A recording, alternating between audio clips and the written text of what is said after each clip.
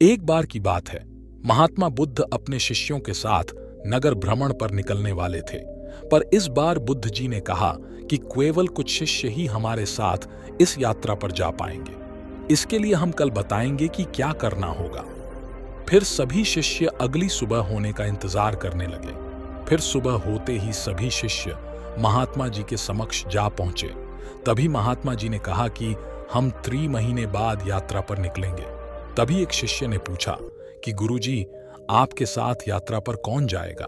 इसके बारे में आपने बताया ही नहीं। तभी महात्मा जी बोले कि केवल एक ही शिष्य हमारे साथ इस यात्रा पर जाएगा।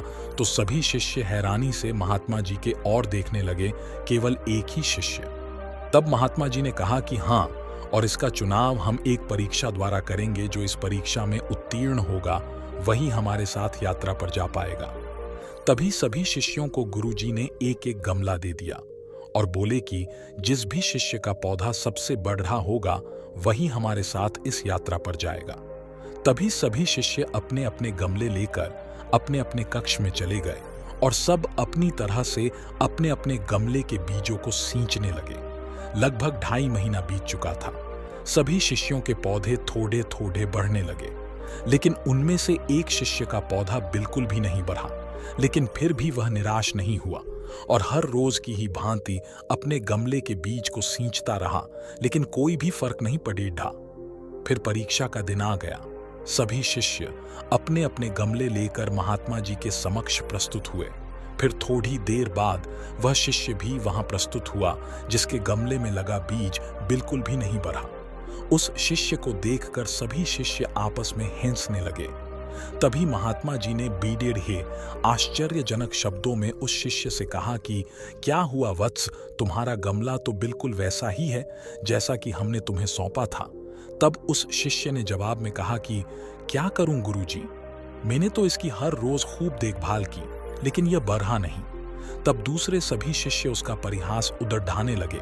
तब महात्मा जी बोले कि शिष्य चलो, तुम यात्रा पर चलने की तैयारी कर लो, हमें कल सुबह ही निकलना होगा। तभी सभी शिष्य बेडे ही अचंभे से महात्मा जी की ओर देखने लगे।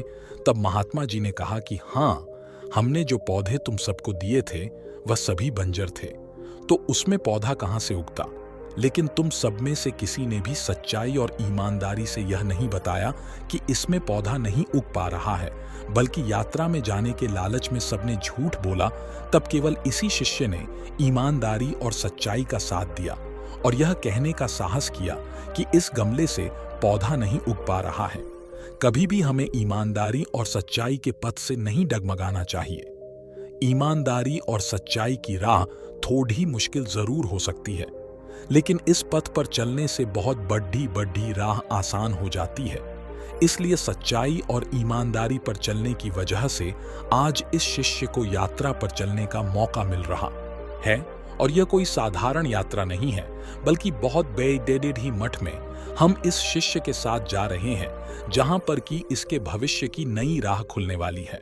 महात्मा बुद्ध के इस मोटिवेशनल कहानी से हमें यह याद दिलाया जाता है कि ईमानदारी और सच्चाई का महत्व सबसे ज्यादा है और यह हमारे जीवन में सफलता पाने के लिए बहुत ही महत्वपूर्ण है। हमें कभी भी सच्चाई और ईमानदारी का रास्ता नहीं छोड़ना चाहिए, चाहे हमारे सामने कितनी भी मुश्किलें क्यों ना आए। सच्चाई और ईमानदारी हमारे जीवन को संजीवनी बना सकती है और यही सफलता का राज है। मुझे विश्वास है कि आपको यह पोस्ट जरूर पसंद आया होगा, तो आप इसे अपने व्हाट्सएप ग्रुप में शेयर करना न भूलें। Thanks for reading.